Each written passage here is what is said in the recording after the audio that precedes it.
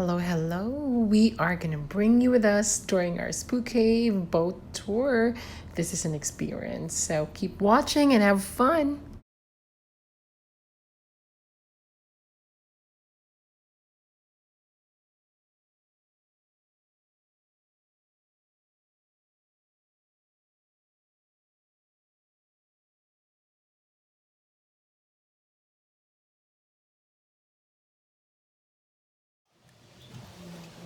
Okay, everyone, this first section might be a little interesting. Oh. Oh, don't worry, I have a flashlight also. Okay. But actually, the more flashlights, I can see everything. yeah, the more flashlights, the better. Okay. You get nervous? Oh. Yes, it is a little tight. Sorry, guys. But Spook Cave was originally named Spook Hole. No one knew the cause of the spooky noises until in 1953, when one brave man by the name of Gerald Wilkie asked the landowners if he could dynamite into the side of the hill in order to find the cause of the spooky noises.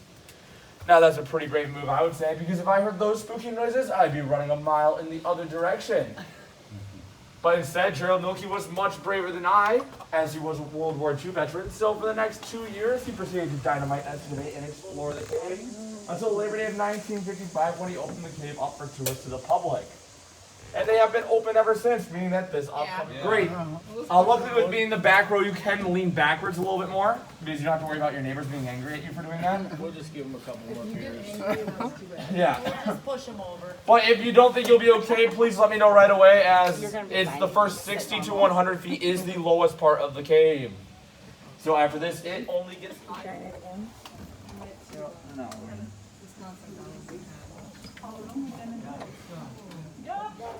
Mom, head down. I know. Careful, you might hit your head. Okay, so to this side is one of the original crawl spaces used by Gerald Wilkie. Gerald Wilkie's the original landowner. And over here is our guard lizard, Francis. Francis is here to eat all of the cave spiders, but as you can tell, he's not doing a great job as he's a little bony. Now watch your head as it does get a tad bit lower. And now we will be entering a part named Lover's Lane. Lover's Lane gained its name because you have a few options. You can learn to love your neighbor, or learn to love the wall. Now there is the secret third option of pushing off the wall. If your neighbor does get, or if you do get too close, just remember if you push off the wall, you will be pushing your neighbor on the other side into the wall. I'm gonna push someone into the wall. Yeah, you push me into Okay. the wall. I'm not touching the wall. And now we are entering or into the natural part of the cave. You can tell this because the ceiling is doming out. Oh, good. Thank God, it almost got me. And now we are entering into the largest room of the cave. This room is 45 feet tall and 110 feet long. It contains the only mud and rock wall of the cave, and the other side is made out of Galena limestone. Galena limestone is made out of compressed sea creatures, meaning that if you were to touch it and then lick your fingers, you might just taste seafood. Now feel free to try, just there's no guarantee that the seafood will be a good taste, or that you will find an unused part, I guess. You don't have a light. And up next is a very important sign for you all to read. It does say alligator on duty, and that is completely false. We actually have 3 alligators on duty today, so please keep your hands inside the boat. Oh my goodness. Oh, look at that. It turned on here. Ooh, it's working. Yep. Okay.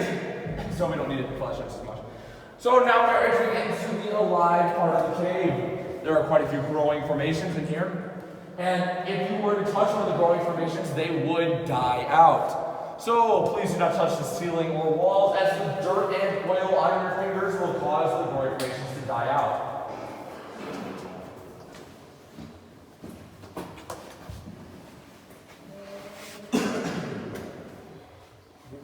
Okay, and over here is the flowstone wall. The flowstone wall is made out of 3 minerals with white being calcite, the brown being iron oxide, and the black manganese. And over here, if you would like to, if you're unhappy with the tour so far or just my bad driving, you can take the nearest exit.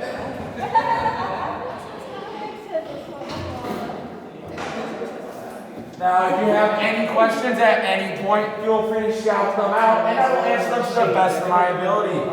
But since we don't have much to talk about here, do you guys have any questions?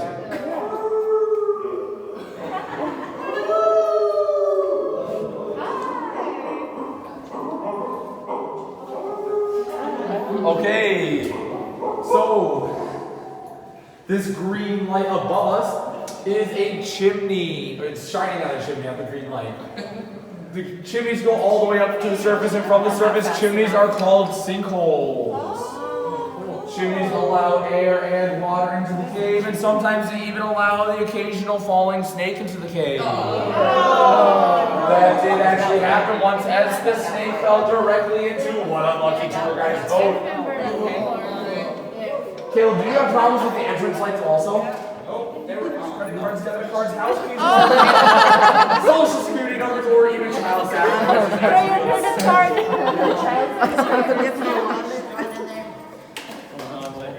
And this red light above us is shining. This red light is shining on the second largest chimney of the cave.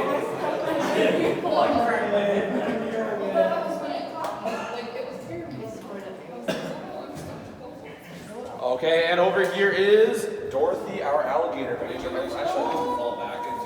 Well, yeah, but I was There's stuck. Dorothy. Now, would anyone in here like to hear a spooky story? Yes. So we once had an old maintenance man here named Old Joe Smiley. Old Joe would come to work every day at 8 and leave at 9, but one day he didn't leave the cave. So we came looking for him and found his boat capsized back by the wishing well.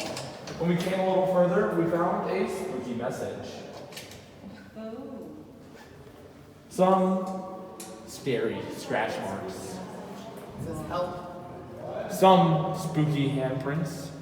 And some even scarier scratch marks. Until that's all that's left of Old Joe Smiley.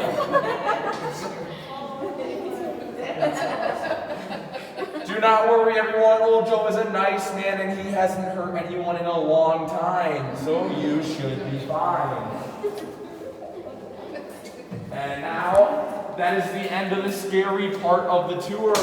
All that's left are my even scarier bad jokes, so prepare yourselves. Okay, and this giant crack in the ceiling above us is the main lifeline of the cave. Lifelines are formed when pressure from the earth brings or causes rock to split apart, and then water will fill that split, meaning that lifelines are the starting point of the cave. Lifelines also allow speleologists or cave experts to know how old the cave is, and they told us that our cave is 750,000 years old. Now, while that may seem old, it isn't all that old for a cave, as most caves are anywhere from 1 million to 2 million years old. Yeah, watch there, as it does get a tad bit lower. And over here are some smaller growing decorations. Smaller decorations over here. And on this side is a side chimney. Side chimneys are just like normal chimneys, but with the added twist of being to the side.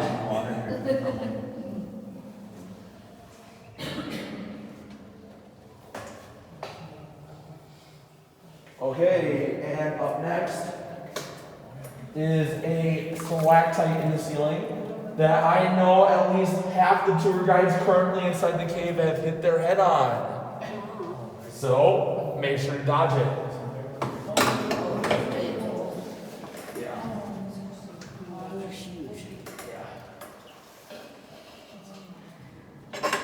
So, right here are some stalactites. You can remember stalactites by their name because they have a C in them for ceiling and they hold tight to the ceiling.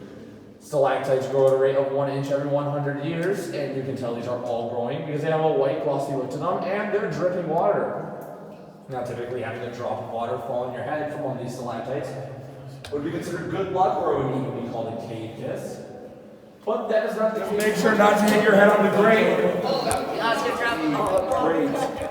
Oh yeah, Ron. You He got you. No, he didn't get me. He didn't get you? He got just turned in? No, it didn't get me. Kenneth didn't get me. Okay, so does anyone have any questions? Don't be scared.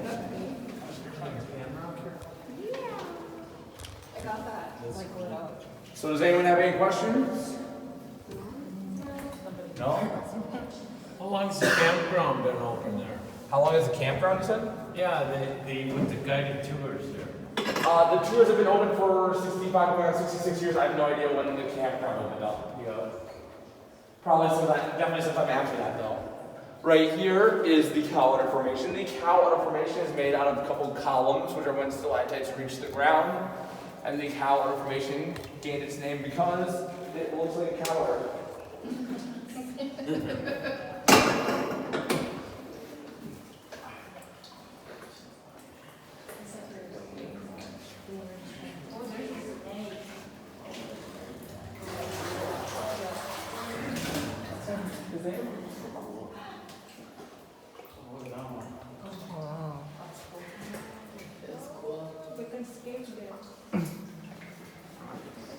See if we can swing the back around so they can get a good view.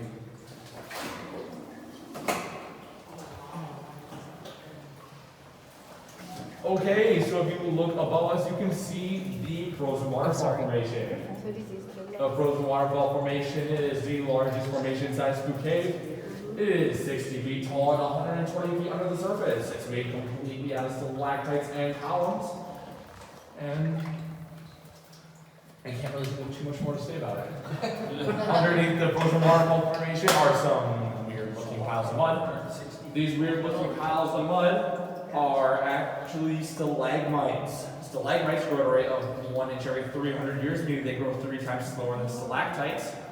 And you can remember stalagmites by their name because they have a G in them for ground, and they might reach the ceiling. These are some of the only stalagmites we have growing in the cave because this is our cave floor. It's a really hard rock named chert. Chert is a rock that the Native Americans used to make arrowheads out of. And on a scale of hardness from 1 to 10, with diamonds being 10s and the limestone surrounding it being a 3, chert is a 7.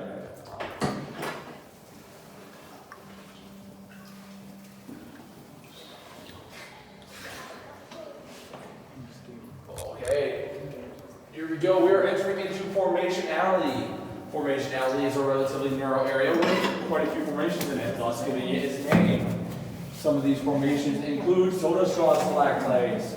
Soda straw stalactites are completely hollow on the inside and break off at around 18 inches, meaning that if one were to break off and fall into our boat, you would actually be able to use it as a straw.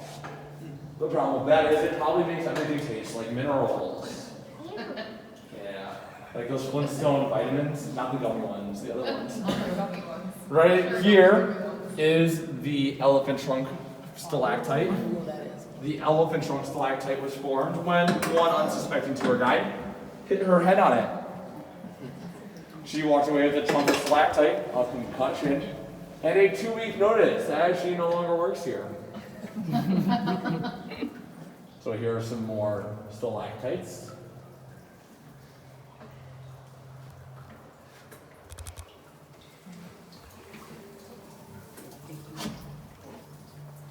And right here is the largest stalactite inside of Spook Cave. This stalactite is 27 inches long, meaning it is 2,700 years old.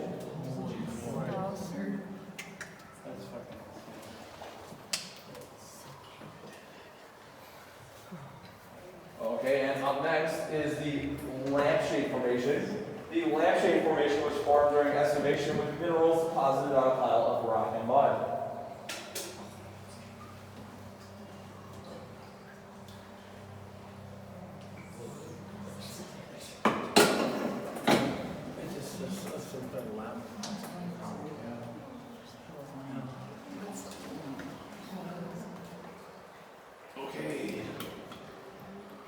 So, can everyone see past me? And if you would like to explore the rest of it, you can work here all summer for minimum wage, and at the end of the summer, you get to explore the rest of the cave by foot. Now, in the back, the cave does have a sunk room, and the sunk room is 5 to 6 feet deep where the water it would be perfect for swimming if it weren't for the chilly water temperatures. Okay? Above us is the Rock of Ages painting. The Rock of Ages painting was painted by Gerald Milky's good friend.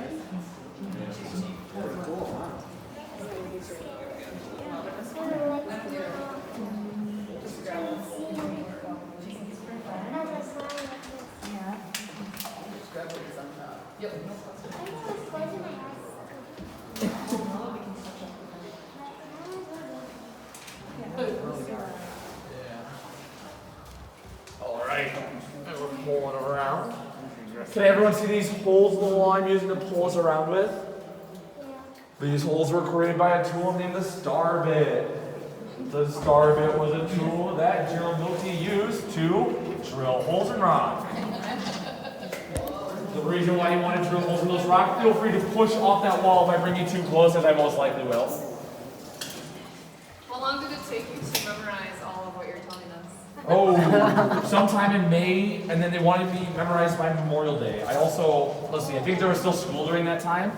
So on weekends I'd come here and work, and there were some veteran tour guides, so I'd just go on every tour I could. I'd go on like 6 tours a day and just listen. Just to find out the fun things. Yeah. Fun facts of the Because day. every tour guide tells a slightly different tour. Oh, right. Yeah. Like there's some that are more informative and some that are a little more funny and. I think we found our favorites. Yeah. We're good. Yeah. So Gerald Milky made it as possible. Now, by preserving as much of the natural cave as possible, he also made it as hard as possible. And above us again is the frozen waterfall formation.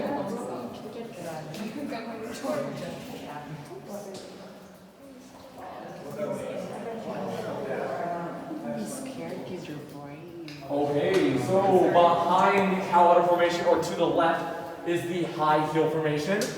The High Hill Formation is named the High Hill Formation because it looks like a high hill.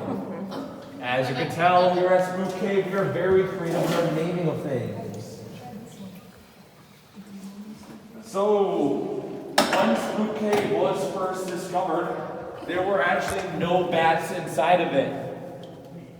That's because the holes in the ground that we found were too small for our bat.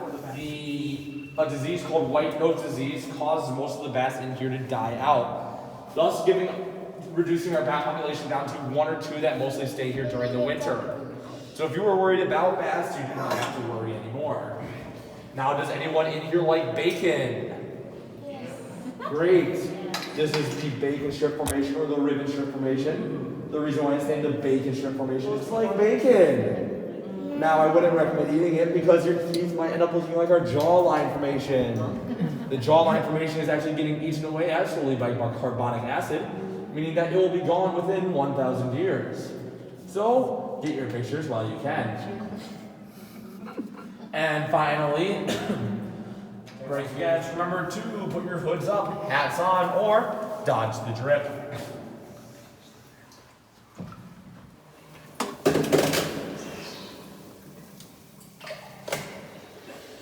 Okay. I didn't get it. Says the shortest person here. Okay, is it 42 degrees in here year round or? Around this temperature. So not in the winter doesn't get cold or any? Nothing, no. The earth pretty much insulates it pretty well. Yes. So if you did have a drop of water falling on your head from the hip of your hairy stalactite, do not worry, there is a cure to its curse. All you have to do to cure the curse of the hip of your hairy stalactite is go on to Google Review, find Spook Cave, and leave a stellar 5-star review, while specifically mentioning how great your tour guide Sean did.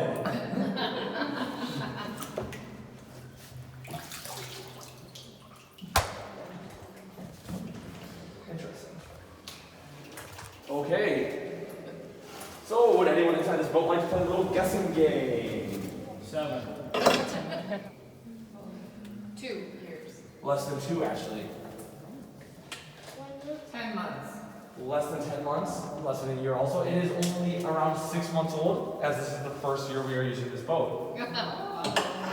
So yes, this is the first year we are using it, though I've been doing quite a good job of breaking it in. And we still have those boats today. So our older boats here are actually 65, going on 66 years old. Meaning that they are the original boats used by Gerald Pilkey for his cave tours. Policy for the Spook Cave Wishing Well. So if you were to make a wish in the Spook Cave Wishing Well, and it doesn't come true within 2 weeks, you can come back here at night with no tour guide, no boat, and absolutely no lights of any kind in order to get your full refund and more. No way.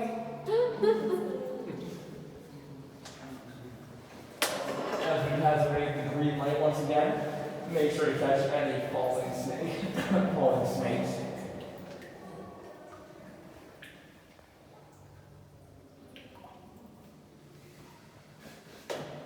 And right here is the only fossil inside a Spook Cave. It's the stick thing in the ceiling. It is a fossil of a cephalopod, which is an ancient squid-like creature. Yeah, people with flashlights shining on it.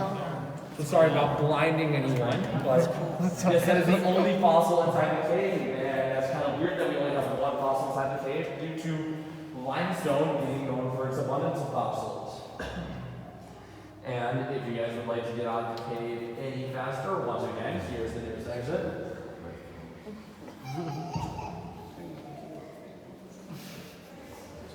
Okay. Now there are 2 different types of animals living in the cave that I have not mentioned yet. We do have frogs and salamanders.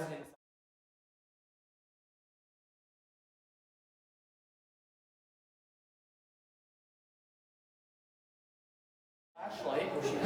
So, yeah, we don't need it too much, but I'm not going to be able to point it out as well.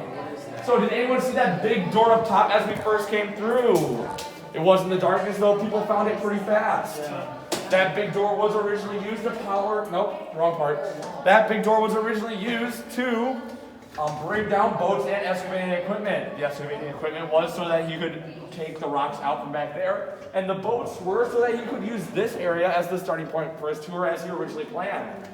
But once he realized that he could only hold 3 boats down here instead of the original 7 like he wanted, and 7 like we have today, he decided to move the starting point of the tour outside, and he left that door open for 2 years to view tours as they floated by. After those 2 years of viewing the tours,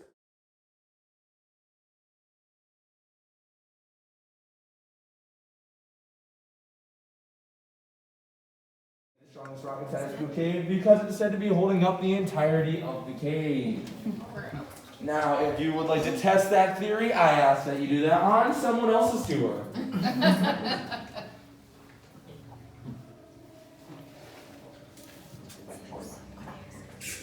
And we will be heading through Lover's Lane once again, so please remember your options of love your neighbor, love the wall, or push off the wall.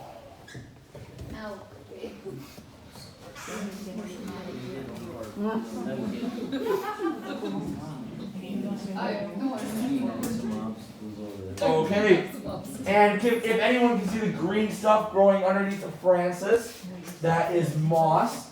And moss is some of the only plant life inside of the cave. Since moss is some of the only plant life inside the cave, you may start smelling a slight musty smell right now. No, that slight musty smell is not your neighbor. It is actually plant life. Since your nose has been away from plants for around 30 minutes, it has forgotten what they smell like, and now you get the pleasant sensation of remembering them through this musty smell. Now watch out for this ledge as it does get a tad bit lower, but do not worry as there is a light at the end of the tunnel. Yay, we're out. We're almost. That actually. I actually think that is more perfect. Oh, really? Okay. And congratulations, everyone. You have survived Spook Cave. Yay. Now now, sadly, you are still stuck in the boat with me. Okay, so after that, they switched the cave onto the main power grid and left the water wheel there as a nice place to take pictures by. Up next today, once you see the waterfall over there as you enter the campground. It'd be like in the early 1800s, nope, late 1800s, early 1900s, until not one but two floods killed a total of 36 people. Those 36 people that died in the Beulah floods are said to be haunting the cave to this day. Get done hunting, they'd wipe their hides and blades off in the water, causing it to turn a deep crimson red.